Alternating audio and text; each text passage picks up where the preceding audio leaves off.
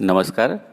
कक्षा 11वीं, विषय हिंदी, आरोह भाग 1 से पद्य पाठ संख्या 6, चंपा काले काले अक्षर नहीं चीनती।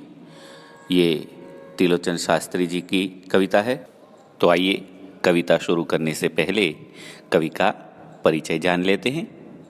कवि श्री त्रिलोचन शास्त्री जी का जन्म 20 अगस्त सन 1917 चिरानीपट्टी जिला सुल्तानपुर उत्तर प्रदेश में हुआ था। त्रिलोचन जी का मूल नाम वासुदेव सिंह था। त्रिलोचन जी सिर्फ हिंदी ही नहीं, उसके साथ साथ अंग्रेजी, संस्कृत एवं उर्दू भाषा का भी ज्ञान रखते थे। अंग्रेजी के प्रवक्ता के रूप में नेशनल इंटर कॉलेज जौनपुर में भी उन्होंने काम किया। आधुनिक काल के श्रेष्ठ कवियों में वे प्रतिष्ठित हैं। वे हिंदी जनपद के कवि हैं।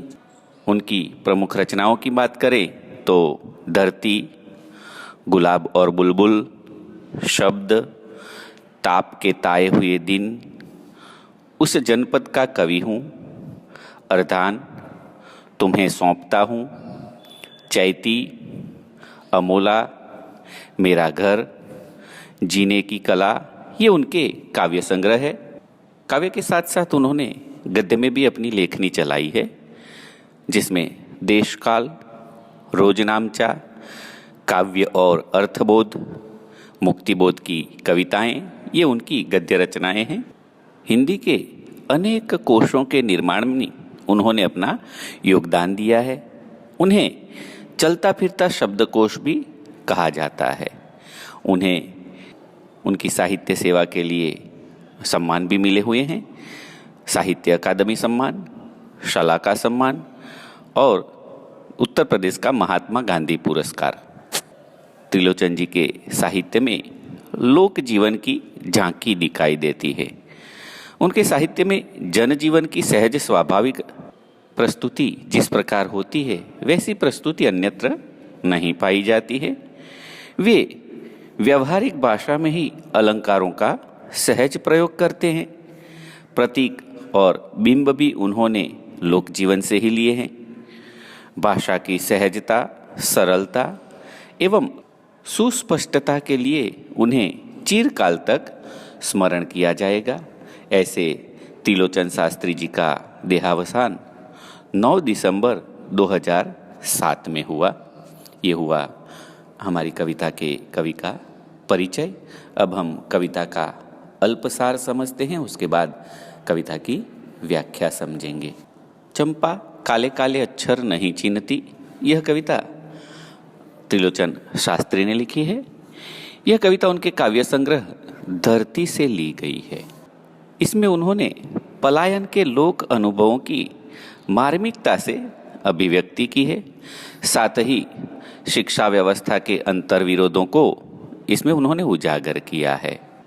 काव्य की नायिका चंपा निरक्षर है, जिसे लेखक पढ़ने के लिए कहते हैं, और साथ ही वे यह भी कहते हैं कि गांधी जी की भी इच्छा है कि सब पढ़ना लिखना सीखे।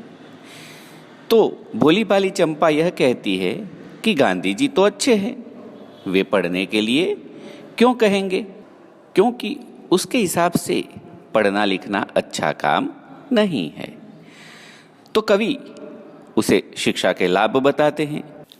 तो चंपा कहती है कि तुम पढ़ लिख कर भी झूठ बोलते हो। यहाँ चंपा के माध्यम से कवि ने जो पढ़े लिखे लोग होते हैं, उनकी आदत से झूठ बोलने की जो बात है, उस पर ध्यान इंगित किया है। साथ साथ इसमें कवि ने आर्थिक मजबूरियों के चलते घर टूटने के यथार्थ का भी चित्रण किया है। परिवारों को तोड़ने वाले कलकत्ते पर बजर गिरने की कामना चंपा करती है, क्योंकि उसकी वजह से ही परिवार टूटते हैं। साथ ही शोषक वर्ग के प्रति भारी आक्रोश इस कविता में दिखाई देता है। आइए अब मैं वनराज चावड़ा इस कविता को व्याख्या सहित प्रस्तुत करता हूँ। यह कविता शिक्षा व्यवस्था के अंतर्विरोधों को उजागर करती है। चंपा, जो कि इस कविता की नायिका है, जो उन सभी ग्रामीण स्त्रियों का प्रतिनिधित्व करती है, जो प्रायः अनपढ़ हैं और पढ़ने लिखने की आवश्यकता का अनुभव नहीं करती और न ही अपनी दशा सुधारने के लिए भी प्रयास करती है। काव्यांश को पढ़कर उसे समझते हैं। चंपा काले काले अक्षर नहीं चिन्हती, मैं जब पढ़ने लगता हूँ वह आ जाती है, खड़ी खड़ी चुपचाप सुना करती है। उसे बड़ा अचरज होता है, इन काले चिन्हों से कैसे ये सब स्वर निकला करते हैं। चिन्हती, यहाँ चिन्हना मतलब पहचानना, और काले काले ये विशेषण का प्रयोग यहाँ किया गया है। शुरुआत में कवि बैठकर पढ़ रहे हैं और चंपा देख रही है कि ये जो काले काले अक्षर है उनसे कैसे आवाज़ निकल रही है। अर्थात जो कवि पढ़ रहे हैं तो इन अक्षरों से आवाज़ आ रही है, तो कैसे आ रही है।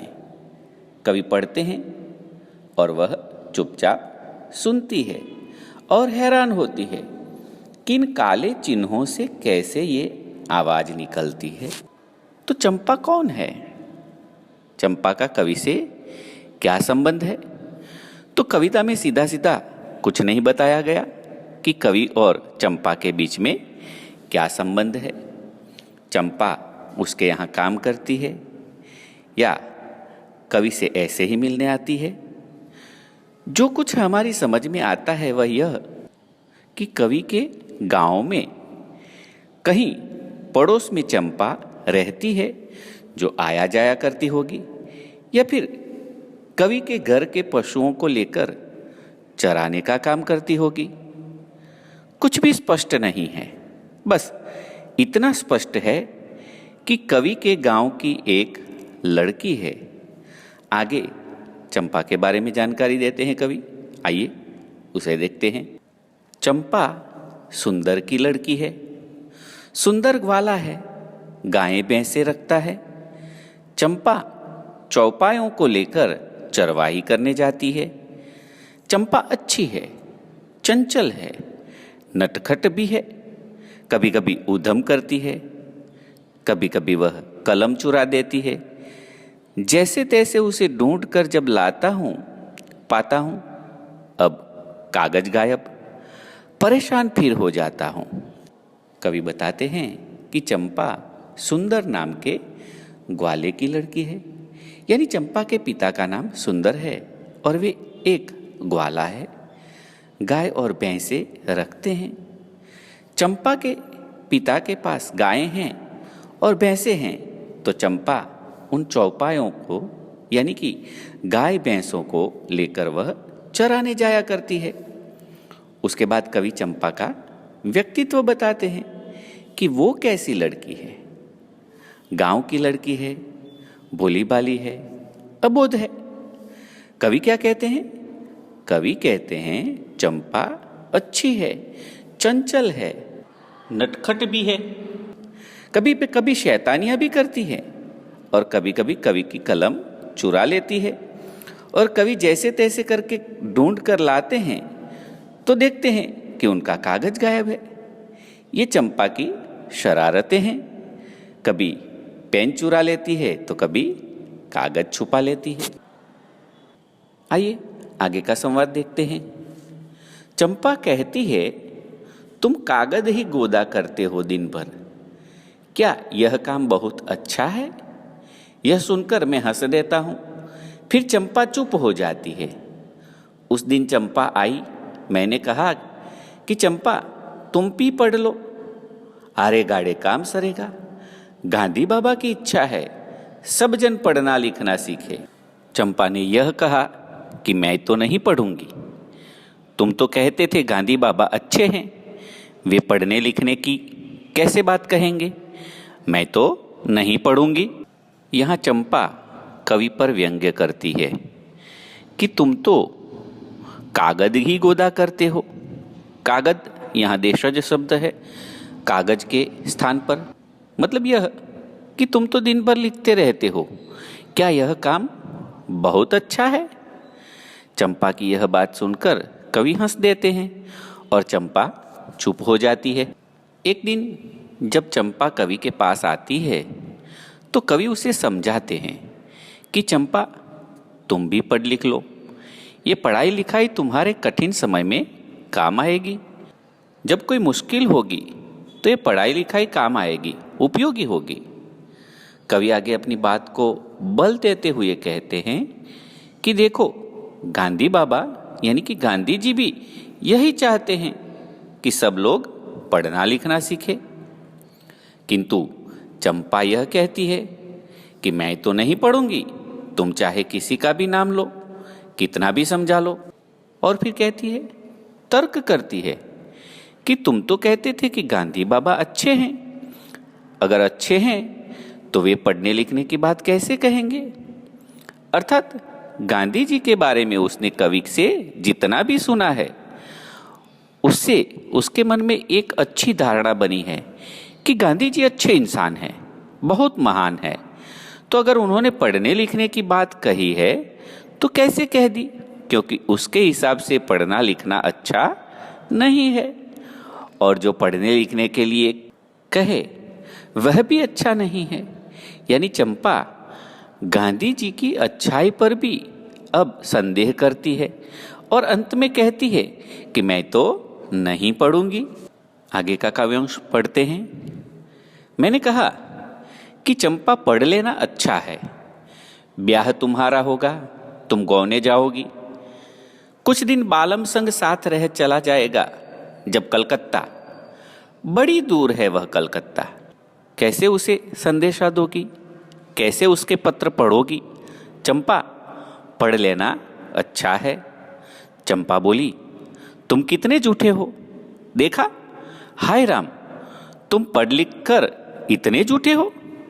मैं तो ब्याह कभी न करूंगी, और कहीं जो ब्याह हो गया तो मैं अपने बालम को संग साथ रखूंगी, कलकत्ता में कभी न जाने दूंगी, कलकत्ते पर बजर गिरे। यहाँ कवि कहते हैं कि चंपा, पढ़ लेना अच्छा है, तुम्हारा ब्याह होगा, तुम गौने जाओगी। दोस्तों, पहले ये होता था कि शादी तो होती थी, किंतु लड़कियां शादी के तुरंत बाद ससुराल में नहीं रहती थी। जब वे थोड़ी मैच्योर हो जाती थी, बड़ी हो जाती थी, घर संभालने लायक हो जाती थी, उस समय उनको ससुराल भेजा जाता था। उस रस्म को, उस रिवाज को गौना करना कहते हैं। कवि यही कहते हैं कि तुम्हारा पति कुछ दिन साथ रहकर कमाने के लिए कलकत्ता जाएगा। कवि के गांव से कलकत्ता नजदीक होगा और वहां से कमाने के लिए लोग कलकत्ता जाते रहे होंगे। तो उसी अनुभव के आधार पर कवि चंपा को समझाना चाहते हैं कि देखो चंपा, तुम्हारा पति कमाने के लिए कलकत्ता चला जाएगा, और कलकत्ता तो बहुत दूर है, कैसे उसे तुम संदेशा भेजोगी, क्योंकि तुम्हें तो पढ़ना लिखना नहीं आता। संदेशा तो चिट्ठी पत्री के द्वारा ही पहुंचाया जाएगा, तो चिट्ठी कैसे लिखोगी तुम, कैसे उसके पत्र पढ़ोगी तुम। यानी पढ़ना लिखना जरूरी है। तो कवि समझा रहे हैं कि पढ़ना लिखना जरूरी है।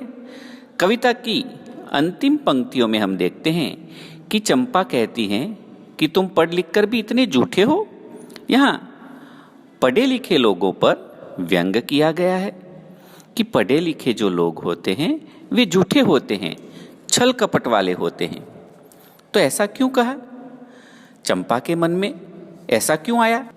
तो उसका ये अनुभव रहा होगा कि लोग शहर से वापस आते होंगे गांव में, तो अच्छे किस्से सुनाते होंगे, किस तरह वे ग्रामीण लोगों का शोषण करते हैं, ये चंपा ने देखा होगा।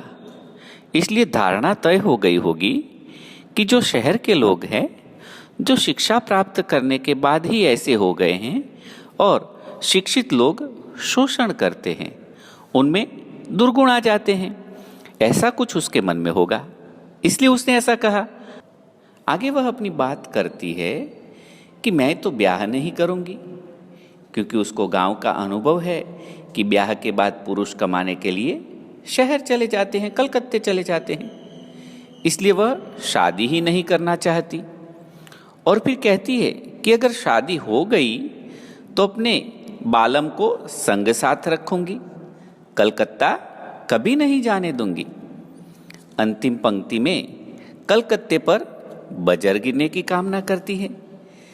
तो चंपा का कलकत्ते के प्रति कोई डर चंपा के भीतर बैठा हुआ है कि कलकत्ता परिवार को तोड़ता है। वह कलकत्ता को गांव से होने वाले पलायन के लिए जिम्मेदार समझती है। कलकत्ता यहाँ महानगरीय संस्कृति का प्रतीक है और इसीलिए चंपा उस कलकत्ते पर बजर गिरने की कामना करती है, उसका विनाश चाहती है। इसलिए वह कहती है कि कलकत्ते पर बजर गिरे। बजर मतलब वज्र, ऐसा हथियार कि जिसके सामने और कोई हथियार काम न आ सके। तो चंपा चाहती है कि कलकत्ते पर बजर गिरे ताकि गांव बचे रहे, परिवार बचे रहे। यहाँ यह काव्य पूर्ण होता है। कवि ने खड़ी बोली के साथ साथ देशज शब्दों का इसमें प्रयोग किया है और अलंकारों का बहुत ही कम प्रयोग करके छंद मुक्त ये रचना उन्होंने लिखी है। नमस्कार, सबका मंगल हो।